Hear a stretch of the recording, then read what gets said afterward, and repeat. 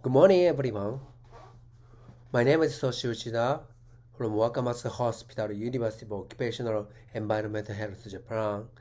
This is ISACO's approved teaching center. My talk will be evolving hip arthroscopic management for hip capsule and labral preservation, labral repair, reconstruction, augmentation, capsule non-repair, repair, or non-capsulotomy access. This is my disclosure. Role of acetabular labrum is the acetabular labrum plays an important role in the stability of the static and the dynamic joint. It can act as a suction sealing effect and a shock absorber protecting articular cartilage. Anatomical studies reported there are many nociceptions in the labrum. A consequence of labrum tear or defect is you can see here. The labrum with defect may require less forces for the destruction, and the decrease in the tone labrum strength of the suction seal to resistance of the destruction. Actually, the reduced stiffness of the injured labrum makes the joint susceptible to increase the impact of loading or result in repeated microtrauma. The goal of surgical management of labrum pathology is labrum repair or augmentation or reconstruction does not restore anatomical relationship or worsen hip joint mechanical function. That's why the goal of surgical management for the labrum pathology is to restore the hip fluid seal mechanism like this. You can see the native lab, its suction sealing is good, and the reconstructed labrum is also similar function to the suction sealing. The joint fluid provides a nutrition articular chondrocyte. The seal mechanism maintains the hydrostatic joint pressure which affects the joint pressure distribution that can provide joint stabilization and proper function. So evolving of labrum treatment is from debridement and repair and segmental reconstruction and augmentation. We have been performing labrum repair 2008, and then afterwards we realized that labrum defect can cause hip instability. That is why we started to perform the segmental reconstruction. And then segmental reconstruction is not enough to sealing mechanism. That's why we started to perform the augmentation. This is our studies looking at clinical and radiographic projector for unsalvageable labrum in femoral acetabular impingement. We found there are no significant difference of PROMs between the repair and the reconstruction groups. This is our studies found risk factor for unsalvageable labrum in femoral acetabular impingement are age older than 45, BMI greater than 23.1, VCA greater than 36 degrees, and LCA greater than 36 degrees.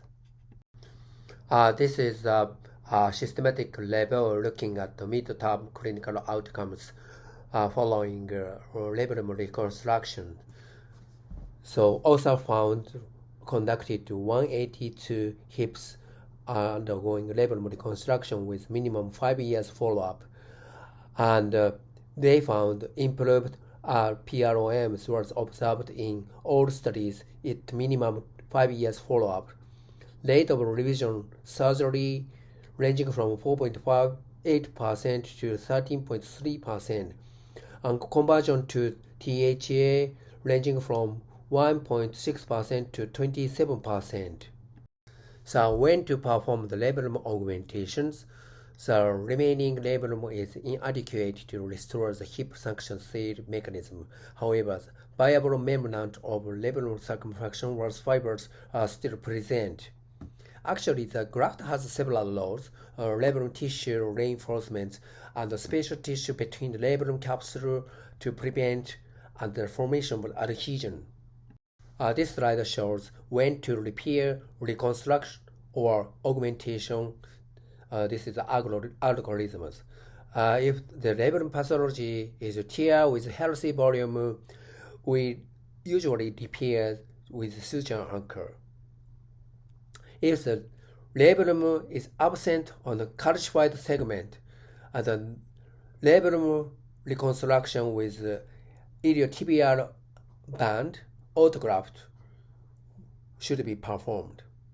If the labrum degeneration and decrease the volume less than 2 mm, but still our remnant it looks nicer, augmentation with IT band autograft will be performed.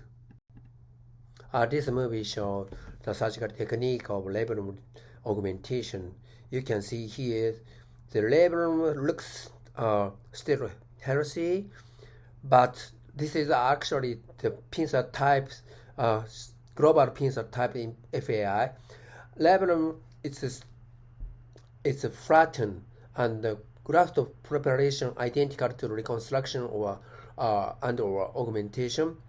And the IT band was harvested to ipsilateral hip and then use 1.5 mm suture anchor to fix the graft at the most medial side of the labrum defect, and next to fix the graft at the most lateral side.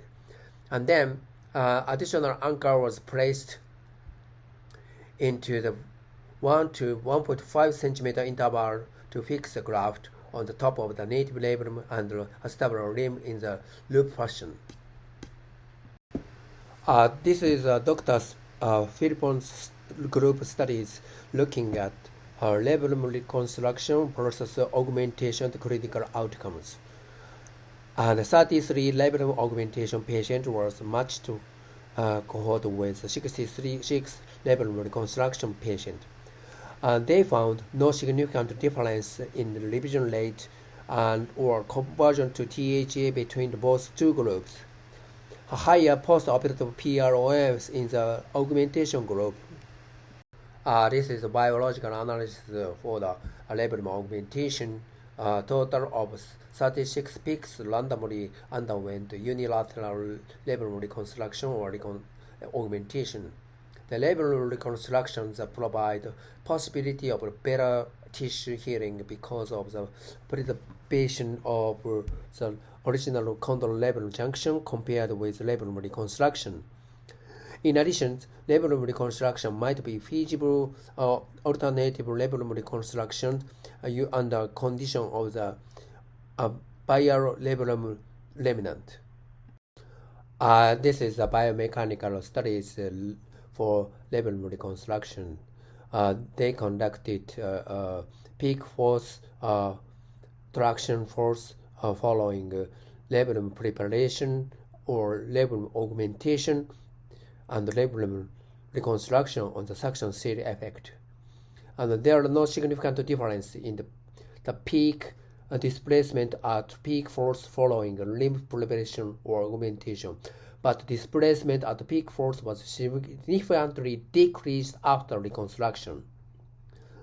Relative to the limb preparation, labrum augmentation may recreate the labrum suction seed better than labrum reconstruction. Okay, next let's move on to the capsular ligament. Capsular ligament consists of iliofemoral ligament and pubofemoral ligament in the anterior aspect of the hip joint, as well as ischiofemoral ligament is the posterior aspect of the hip joint. The role of iliofemoral ligament is the strongest anterior stabilizer of the hip joint, and actually the resistance to external rotation and extension. This is a recent histological studies looking at hip iliofemoral capsular ligament attachment to the acetabular limb, and also found the capsular attachment is the widest is just below the anterior inferior iliac spine. Actually, it is suggested that too much subspinal decompression may be able to cause iliofemoral ligament deficiency. This is a history of the hip arthroscopy and capsular management. And you can see here is Dr. Berman reported hip arthroscopy for the cadaver 1931. This is the first report of hip arthroscopy. And Dr. Takagi in the Tokyo University is performed the clinical application of hip arthroscopy in 1939. Then Dr. Erickson is first applied the traction system and for hip arthroscopy 1986. And Dr. Greig performed the lateral approach in 1987. This is the first description about capsular management in the recent literatures. Dr. Greig performed in the lateral decubitus position, and then they performed the hip arthroscopy in the penetration of the capsular access approaches. But Dr. Greig mentioned about the keep joint capsule healthy. Next, in 1994, Dr. Burns first performed supine position approaches. He also started this procedure without capsulotomy approaches. In 2001, Dr. Philippon also began in hip arthroscopy in the supine position. At the time, he recognized that some patients with capsular laxity problems need to thermal capsularity. Subsequently, Dr. Philippon moved to Steadman Clinic in Bale, and he started to perform the capsulotomy on each patient to gain adequate access to the peripheral compartment for the camostoplasty. Actually, in fact, he also started to repeat capsulotomy at the end of each cases. So Dr. Burns and his group reported the capsular window was created by connecting the anterior and anterolateral portal, which aided to moving from the central to the peripheral compartment.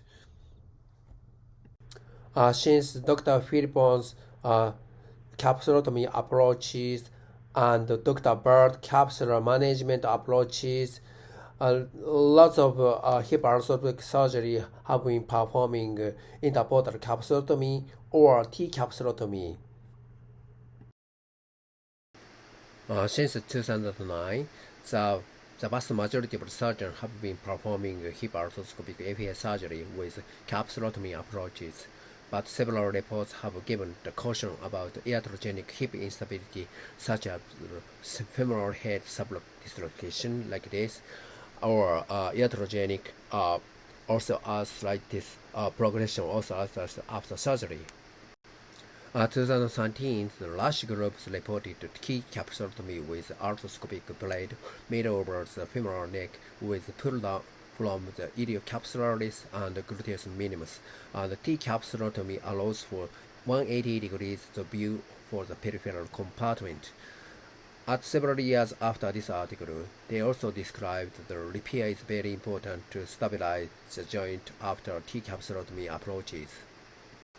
Since many surgeons have been struggling with the capsular management for capsulotomy approaches, Dr. Philippons and our team created a new surgical technique to capsular management.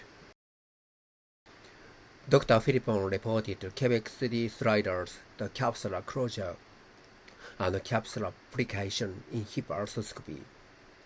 In addition, our team also reported shoeless capsular repair using suture tape for secure repair.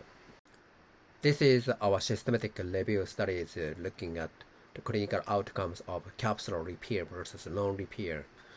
5 studies with a total of 639 with repaired and 369 with non-repair groups were included in this study. We found patients undergoing capsule repair had better patient-reported outcome measure and lower rate of THA conversion. However, recent studies reported either interportal or T-capsulotomy damage to the iliofemoral ligament and predisposing the hip instability. This is our biomechanical studies looking at the four suture technique in the hip capsular closure, including shoeless capsular closure, double shoeless capsular closure, and Quebec City sliders side-to-side repair. What we found in the studies was either shoeless, double shoeless, and Quebec City sliders had better stability than 5 cm capsulotomy and standard suture repair technique. However, these suture procedure cannot achieve the stability to the same level of native status. Recently, the idea of preserving our capsule without incision as much as possible has been gaining momentum. This is Scott Martin reported multiple portal puncture capsulotomy approaches without capsulotomy incision. In these years, Professor Dr. Lan Chan at UCSF Sports Medicine reported periportal capsulotomy techniques and had better clinical outcomes compared to interportal capsulotomy. He makes only 2 portal and dilated these portal using RF probes to gain accessibility of scope and instrument. In the current article, he mentioned interportal T capsulotomies are not benign procedure, and they have profound impact on joint stability. Our recent histological studies reported anterior capsule, primarily supplied by the femoral and obturator nerves, and superior labrum appear to be the primary pain generator of the hip joint, given the higher density of nociception and mechanoreceptors. In addition, posterior capsular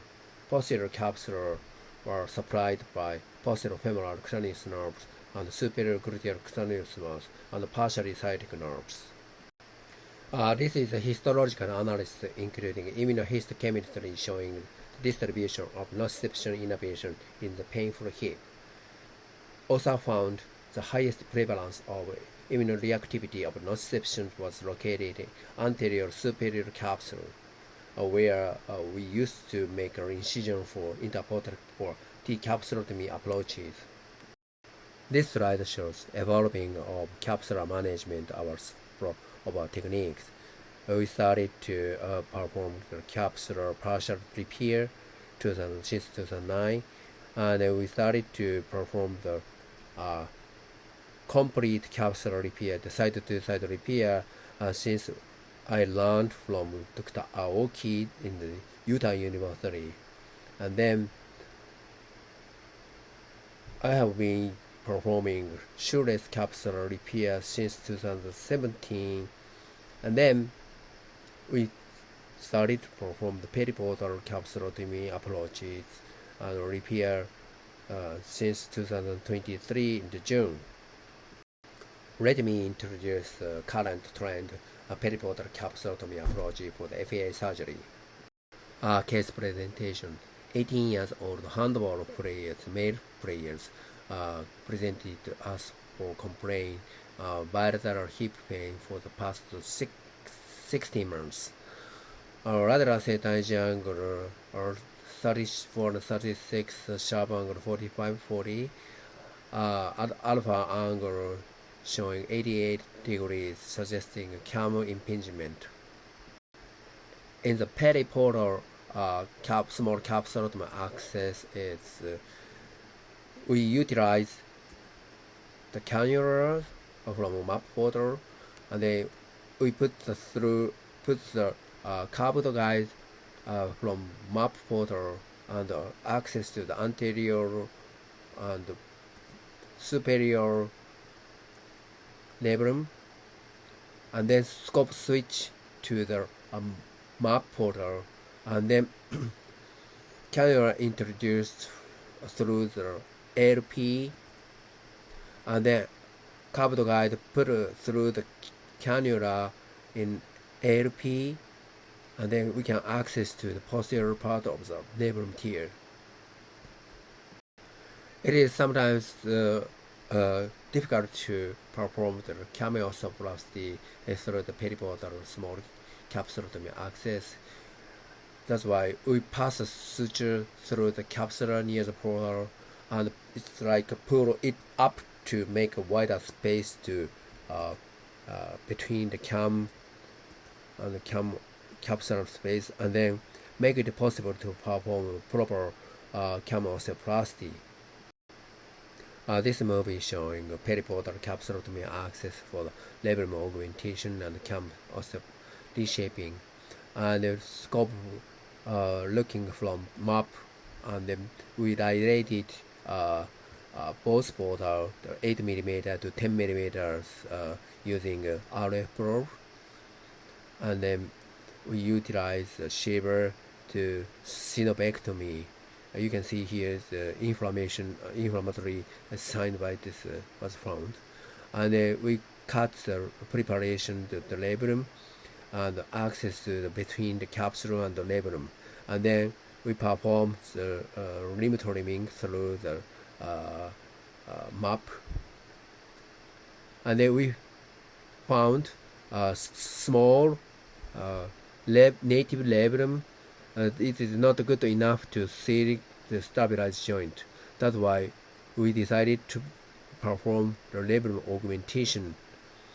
We first placed the suture anchor at 3 o'clock position, and then next anchor to place the 12 o'clock using a curved guide through the map, and then we suture outside the cannula to the graft, and the graft was harvested to ipsilateral iliofemoral band, and then graft was introduced by using a suture, and then we tie a knot to both ends of the suture, and then another suture anchor to place the middle substance of the labrum graft, and tying a knot to both suture and graft. And then we also perform the cameostoplasty to the pulling up the capsule using suture tape each border.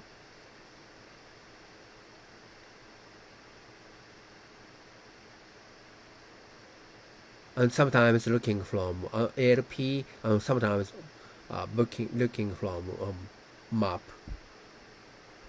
And then finally, this patient actually a little bit capsular laxity problems. We perform single side repair technique to close the capsule. Right side, the post-operative X-ray showing good femoral head neck control and improved cam impingement. Take-home message: pick the correct technique for the situation, improve the joint environment, replace the tissue, and restore the labrum seal. Preservation of the native labrum through the augmentation has shown improved clinical outcome without increased pain. Periportal capsulotomy approach with repair in the hip arthroscopy could be less invasive and less painful, and significantly impact of outcomes of the surgical procedure. With proper technique, and the patient can expect an excellent clinical outcome and return to play activity level. This is the advertisement, the slide showing ISHA 2025 annual meeting will take place in Fukuoka, Japan. Please save the date, and we are looking forward to seeing you in Fukuoka in person. Thank you for your attention. 감사합니다.